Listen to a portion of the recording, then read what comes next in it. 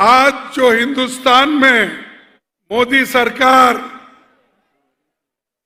BJP, RSS सभी ने मिलके जो देश को तोड़ने की कोशिश कर रहे हैं, समाज में एक दूसरे को लड़ाने की कोशिश कर रहे हैं और उसी के साथ भाषा भाषा में लड़ाई, धर्म धर्म में लड़ाई और हर चीज में वो आज अपना हाथ आगे कर रहे हैं।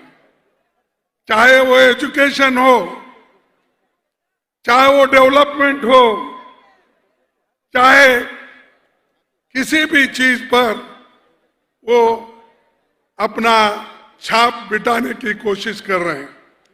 हैदराबाद स्टेट एक ऐसा स्टेट है जहां पर हिंदू, मुसलमान, सिख, ईसाई, पारसी सभी एक होकर, एकजुट होकर यहां रहते हैं और ये हमेशा हैदराबाद मशहूर है, खासकर तेलंगाना। मैं भी इसी एरिया से आता हूं, बाजू में रहता हूं। मैं समझता हूं रेवंत रेड्डी और हमारी कॉन्स्टिट्यूंसी लगी हुई है। तो ये मेरे लिए तो नया नहीं है और यहाँ का जो कल्चर है, यहाँ का मिलजुल है, सभी लोग जो मिल के रहते हैं, पहले हम देखते हुए आए हैं। अब मैं तो यहाँ से 55 साल से यहाँ पर आते जाते रहता हूँ, यहाँ के लीडरों से मिलता हूँ, यहाँ के लीडर मुझे मिलते थे और बहुत से सीनियर लीडर यहाँ अगर हम यहाँ से गुजरते थे तो हमेशा हमको बुला के अपना समझ के पार्टी की बात करते थे और मिलजुल के एक ऐसा मिलाप था वो कभी नहीं टूट सकता। तो हैदराबाद से, तेलंगाना से हमारा जुड़ाव है और कांग्रेस पार्टी एक ऐसी पार्टी है जो आपकी इच्छा थी, आपकी आशा थी कि तेलंगाना अलग बने, वो अगर किसी ने किया है, कांग्रेस ने किया है। केसीआर की हुकूमत कहां से आई? अरे तेलंगाना से आई और तेलंगाना के लोग उनको दिए, लेकिन उन्हीं लोगों को खत्म करने की कोशिश कर रहे हैं। जो लोग आपके हाथ में यहां पर डेवलपमेंट का झंडा दिया, उन्हीं को आप आज एक एक करके खत्म कर रहे हैं। किसी का लैंड छीन रहे हो, किसी को जबरदस्ती केस डाल रहे हो, किसी को दबाने की कोशिश कर रहे हो। तो मैं यही समझता हूं कि केसीआर में और मोदी में कोई फर्क नहीं है, दोनों एक ही है। और ट्रिपल तलाक बिल को इन्होंने सपोर्ट किया। इतने मैं चीजें बताऊंगा। जब कभी भी हम लड़ते थे, मैं लीडर ऑफ कांग्रेस पार्टी का या लोकसभा में था, तो हम हर बिल को जब अपोज करते तो ये लोग उनसे मिलते थे, आज भी मिलते हैं। फिर दूसरी तरफ ये कहते हैं कि हम देश में जो है नॉन बीजेपी सरकार लाना चाहते हैं। अगर नॉन बीजेपी सरकार कोई लाएंगे, वो राहुल गांधी के नेतृत्व में, कांग्रेस के नेतृत्व में हम लाएंगे। जो केंद्र की भी सरकार है, ये बड़ी अजब सरकार है। मोदी का तो रोज देखते हैं, कभी वो टोपी पहनते हैं क्या, कभी रुमाल पहनते हैं, हर वेश में वो आते हैं, जैसा देश वैसा वेश वो करके चले जाते हैं। और मुझे ये महसूस हो रहा है कि आप सबको भी मैं अवगत कराना चाहता हूं कि इस देश में सरकारी नौकरियां 13 लाख नौकरियां खाली है। 13 लाख वो रेलवे के हो, डिफेंस के हो, सिविल सर्वेंट्स के हो, 13 लाख वैकेंसीज है। और परसों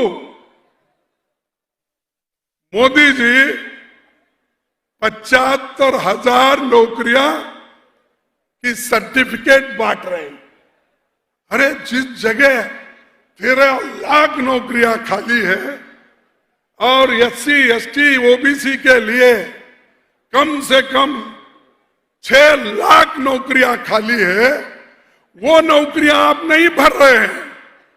आप अपने चाहते हुए लोगों को 75,000 की भर्ती करके मैं इतने नौकरी दिया, कहां से दिए भाई? ये तो सरकारी नौकरी है, वो भी 13 लाख है। 13 लाख में सिर्फ आप दे रहे हैं एक 75,000, बाकी के ये तो एक अलग बात, ये तो रूटीन कोर्स है, हमेशा भरते आते हैं, ये कोई बड़ी बात नहीं है। मैं पूछता हूं, आपसे सत्ता ने आने से पहले ये वायदा किए थे हर साल मैं 2 करोड़ नौकरियां दूंगा। अब 8 साल हो गए, 16 करोड़ नौकरी। वो 16 करोड़ नौकरी कहां है, उसका हिसाब दो। और ये तो सरकारी नौकरियां हैं, आपके 2 करोड़ नौकरियां कहां है? स्किल डेवलपमेंट, स्टार्टअप, इसके कहां है? देखो, ये झूठ बोलते जा रहे हैं मोदी जी, और झूठ बोलते बोलते लोगों को, युवाओं को फंसा रहे हैं। कितने दिन आप झूठ बोलेंगे? अगर ऐसा ही आप झूठ बोलते रहेंगे, देश एक दिन, इस देश का नौजवान उठ खड़ा होगा, जैसा कि आज भारत जोड़ो यात्रा में राहुल जी के साथ खड़े हुए हैं।